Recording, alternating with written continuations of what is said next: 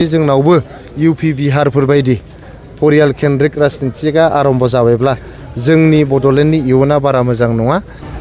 बेथ' थिग नङा, बे थिग नङा। जोंनि बर'फ्रा 5,000निबो बांसिन सुबुं मुंख्लं जानायनि उनाव हाजार मानसिया जेल जानायनि उनाव जों बयबो गावनि फरायनाय नागारनानै मावनाय दांनाय नागारनानै आन्दलन खालामनानै बिएसि सोरजिदों, बिटिसि सोरजिदों, बिटिआर सोरजिदों। दा बे मोनथाम सुक्तिनि गेजेरजों जों बर'फ्रा मोनसे जांख्लासिम सौफैदों। बेसिमाव जोंनि खुनु बर' दैदेनगिरिया गावनि न'खरखौ दावखोहोनाय, गावनि न'खरखौ थुखोनाय, गावनि न'खरखौल' नायनाय बेखौ जोङो नजिरजों नुफेराखैमोन।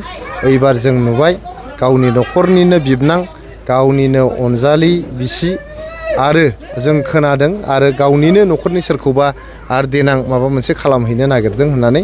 दा बे जिनिसा न'खर बादा परियाल केन्द्रिक राजनितिया मोजां नङा आरो बर' हारिया बेफोर जिनिसखौ रेजेक्ट खालामनाया मोजां।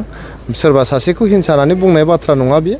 बिथांनि राजखान्थि इयुना गोजों जाथों, मोजां जाथों, जों बेखौ हास्थायो। खिन्थु बिनि ओंथिया बे नङा जे आंनि न'खरखौसो आं दावखोहोनाय राजखान्थियाव, बे जिनिस नङा। जोंबायदि गरिब न'खरनि, जोंबायदि हालुवा न'खरनि लाइमोनफ्राबो सुजुग मोननांगौ।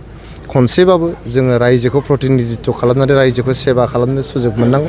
दा जुदि जोंनावबो इउपि बिहारफोर बायदि परियाल केन्द्रिक राजनितिआ आरम्भ जाबायब्ला जोंनि बड'लेण्डनि इयुना बारा मोजां नङा आरो जोंहा जे आद्रा सिमांफोर दं बे सिमांफोरखौ जों जाफुंहोनो हानाय नङा।